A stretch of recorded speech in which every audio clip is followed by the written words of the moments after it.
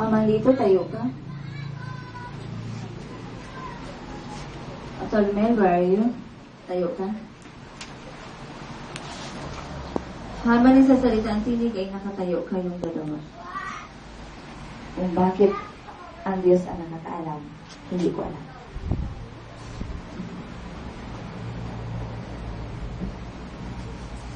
Meron ba dito na hindi alam kung bakit siya narito? Pakitaas ang kamay. Meron ba ditong narito na hindi alam kung bakit siya napadpad sa lugar na ito? At tumayo naman yung tao na naging dahilan kung bakit siya napadpad dito. Sino ang nagdala sa kanya rito? Okay. Alam mo bang isa ka sa mapalad na nakarating dito?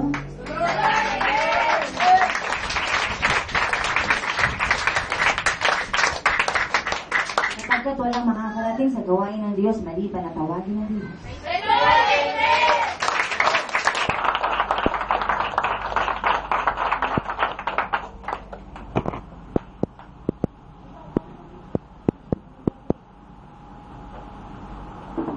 Pinapalam sa iyo na banal na Espiritu na masaya siya ngayon.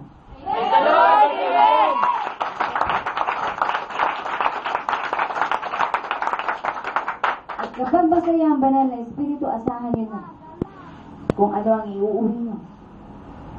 Sigurado kayo na may dala kayo.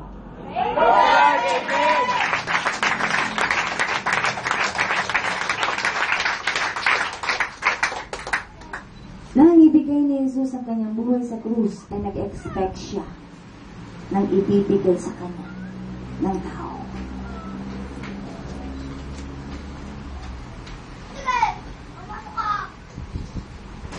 At kaya kayo narito, tinawag na kayo para magbigay kayo sa kanya ngayon.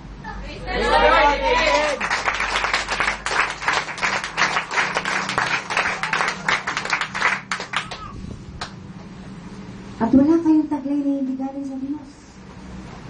Kaya ano pa ba ang ibibigay niyo na talagang galing sa inyo? Wala, di ba? Pero merong hinihingi ang Diyos. Isa.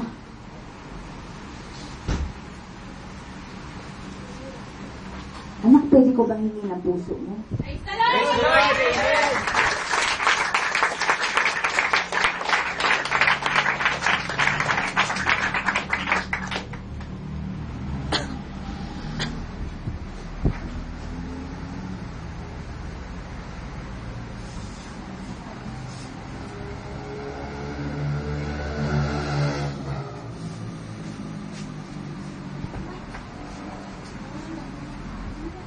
Dapat yung malaman, kung wala kayong puso, wala kayong buhay. Praise the Lord! Amen!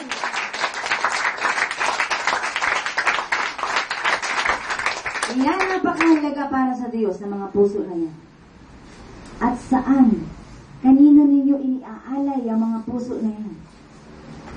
Sino nga nagtataglay ng inyong pag-ibig?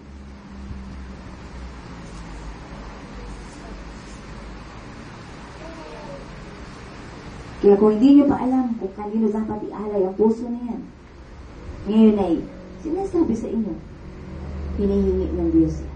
Praise the Lord! Amen!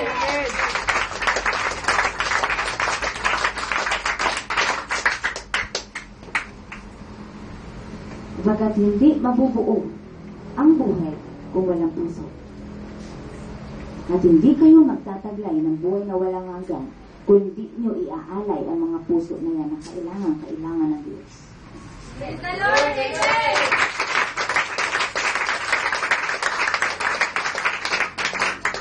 Kaya huwag nyo nang problemahin kung ano-anong klaseng problema. Iwan nyo na yan kahit anong klaseng problema. Isipin nyo kung ano ang hiningi ng Diyos. Focus kayo dun. Kailangan ng puso. Kailangan na maibigay na sa Diyos ngayon. Bago mahuli ang lahat. Na ang puso na yan ay huminto sa pagtibok na hindi nyo pa na ibibigay sa Diyos. At sa oras na mangyari yan, na ang puso ninyo ay nasa inyo pa at hindi pa na ibibigay sa Diyos, hindi kayo makakasama sa kinaroroonan ng Diyos.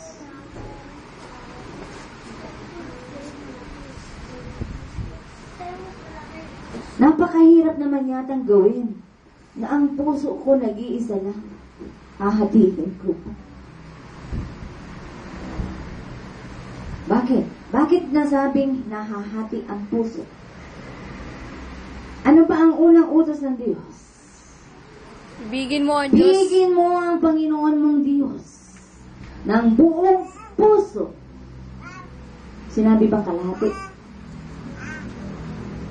Sinabing kahit konti? Anong sabi ng Diyos? Buong puso.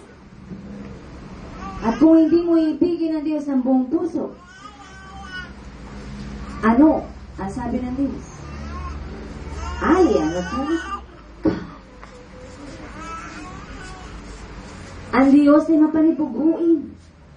Kaya doon sa umiibig sa kanyang kapwa ng higit sa Diyos ay nagkakasala. Kapag ang utos ng Diyos ay nilalabag niya. Kapag pinili mo ang tao ng higit sa Diyos, ay tinatalikdan mo ang utos ng Diyos. Kapag bago ang ano pa mang utos, ang unang utos, ang pinakamahalaga, buong puso. At mahirap unawain kung paano yung buong puso. At ngayon ay ipauunawa sa inyo ng Diyos kung ano ang ibig sabihin ng buong puso.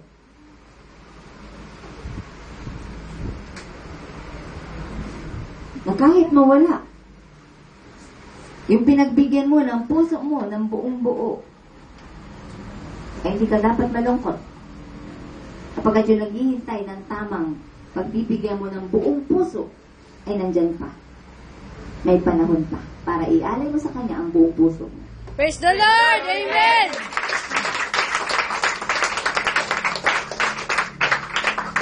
Ang ibig sabihin ng buong puso ay paglimot sa sarili. Mabubuhay ka ngayon na hindi mo naaalala. Inaasam-asam mo ang mga pangarap mo. Bagat ang buong puso mo ay para sa Diyos lamang. Bahala ang Diyos sa iyo kung ano ang ipapalit niya pagkatapos mong ibigay ang buong puso mo sa Kanya.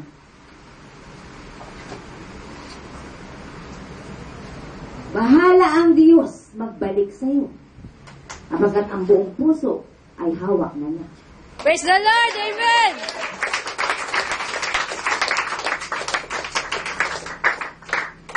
Kapag ibinigay mo ang buong puso mo sa Diyos, asahan mo na ang lahat ng saya, ang lahat ng ngiti, mapapasa iyo. Praise the Lord! Amen!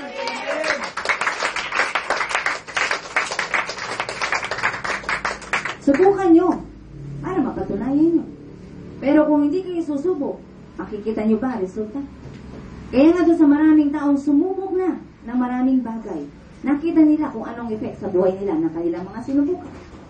Ngayon, subukan nyo naman ibigay ng buong buo ang puso nyo sa Diyos. At subukan nyo kung ano ang ibabalik sa inyo ng Diyos. Praise the Lord! Amen! Kung hindi nyo pa nasusubukan yan, eto na yung panahon, mag-umpisa na kayo. Sapagkat mahirap subukan na ibigay ang buong buo panahon para sa Diyos.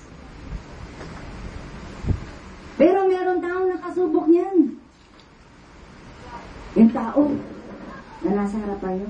Praise the Lord! Amen!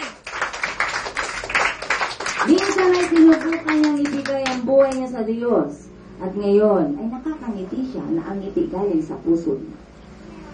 Hindi galing sa labi lang niya. Ang ngiti ng babaeng nasa unahan ninyo ay sapagkat ibinigay ng Diyos yan. Kahit kulang siya ay kaya niyang ngumiti ng may pag-ibig. Praise the Lord! Amen!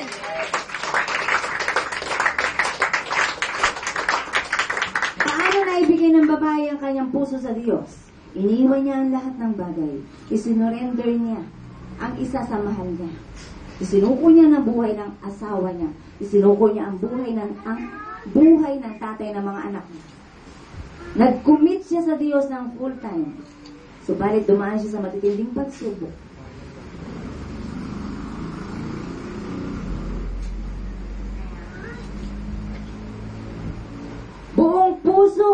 na kahit nasasaktan ka, ay huwag mong iiwan ng Diyos. Buong puso. Buong puso. Na kahit hindi mo kayang unawain, bahala ang Diyos sa'yo.